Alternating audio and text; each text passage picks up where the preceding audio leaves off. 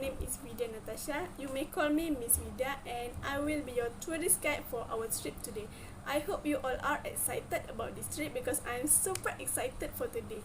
Just a friendly reminder before we start our journey to Istana Besar and Kota Iskandar, please always follow the SOP wherever you go. Please wear your face mask and use hand sanitizer during the trip. If any of you want to ask anything about our trip, please do not hesitate to ask me. Our first stop is Istana Besar, which also known as Grand Palace. Istana Besar is one of the royal palace of Sultan of Johor. This majestic palace is a must for history busters as it is one of the oldest buildings in Johor Bahru. This palace complete in 1866 and keep renovation until it became like this. It is formerly the Grand Palace of the Johor Sultan and has turned to a museum since 1982. The former residence of Sultan Abu Bakar, the main attraction here is the Royal Abu Bakar Museum and has a collection of royal heirloom and artifacts. The stunning architecture of Istana Besar draws influence from Anglo-Malay architectural styles and gives a spectacular view of the Strait of Johor. The Royal Abu Bakar Museum is a living memory of the royal family that lived in the palace and houses a huge collection of interesting and valuable artifacts belonging to the Sultan of Johor. Besides, there are picture galleries featuring the family tree since decades ago. The belongings of the royal family are exhibited here too, including the weapons of Malaysia. Istana Besar was the most magnificent palace in Malaya in the past time because of its construction. Sultan Abu Bakar has received many guests from within and outside the country at Istana Besar. This palace has also hosted various royal functions as well as prominent figures such as the Duke of Edinburgh, which is son of Queen Victoria, Archduke Franz Ferdinand of Austria, and so on. Impressive, right?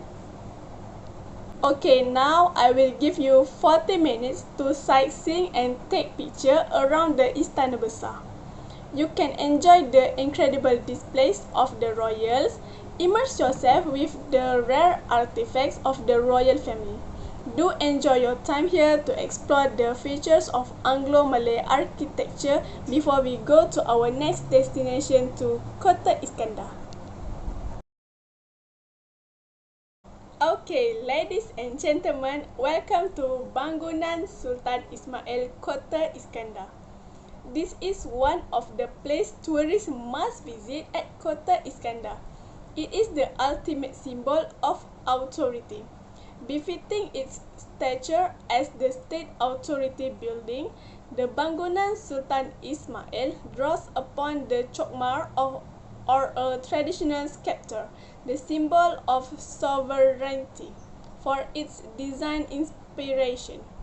The Moorish and Andalusian architecture of this building and the Bangunan Datuk Jaafar Muhammad, which is office of the Chief Minister and State Secretariat, showcase a gracious interplay of space, air and light that surpass the Sultan Ibrahim building at Bukit Timbalan.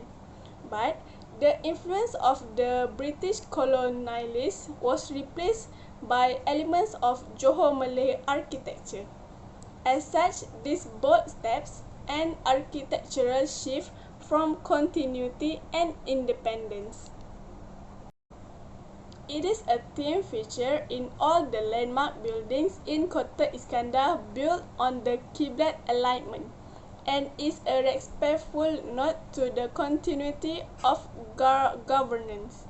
The Sultan Ismail building, which is 4-story building, is divided into 3 parts, namely the central block, 4 wings, which is North Wing, South Wing, East Wing, and West Wing, and Taman, which is Atrium Jauhar, Laman Kasturi, and Laman Bunga Rampai.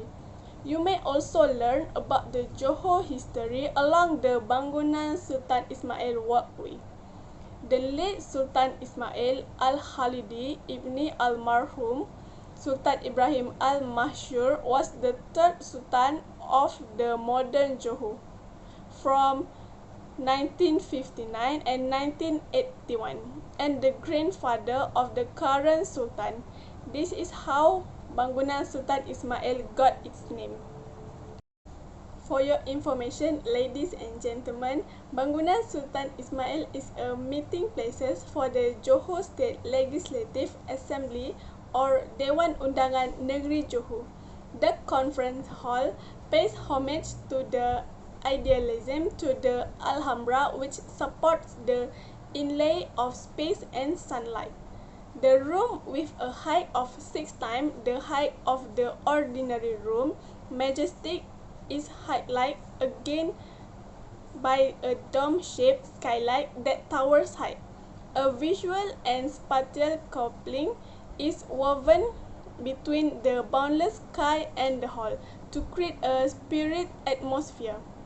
The multi-sided elliptical skylight is designed like a pineapple because pineapple is the main source of revenue for the state of Johor, one of the largest pineapple producers in the world. The layout of the conference hall is in line with the tradition of democracy, where the seats of state assemblymen, observers, and the media are arranged in a semicircular shape facing the government and the Speaker of the State Assembly. To reflect its superiority, the Johor State Assembly is decorated with many symbols and abstract interpretation of examples of Johor State products. This is reflected in the walls, floor, furniture, and finishes.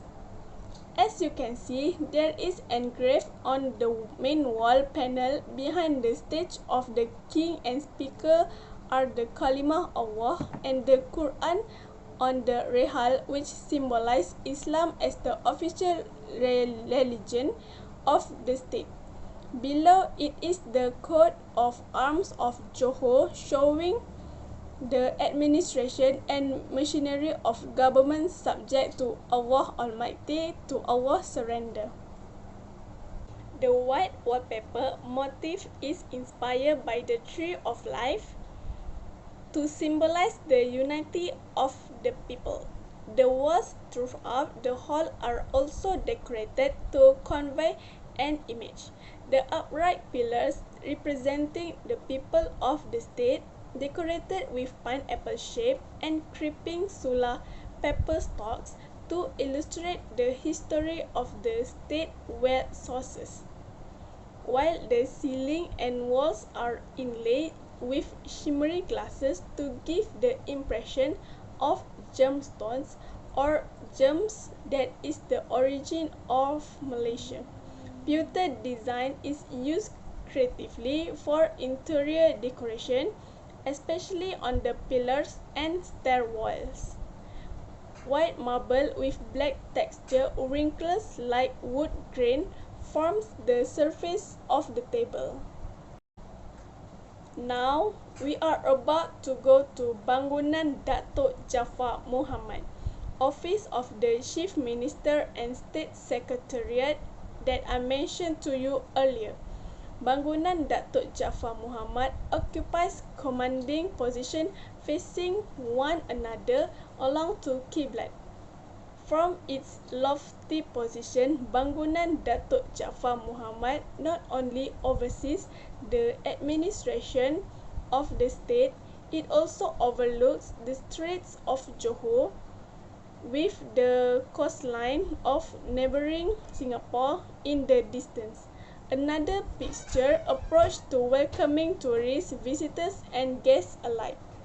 Designed as a garden with a house in the architectural context of the famed Alhambra's Court of the Lion, the building is defined by three luxury landscape areas, which is Al-Yatna, which is we are about to heading to, Karmen and Laman Firdaus stretch the entire length of the building inside and outside, laid out in the tradition of Islamic gardens.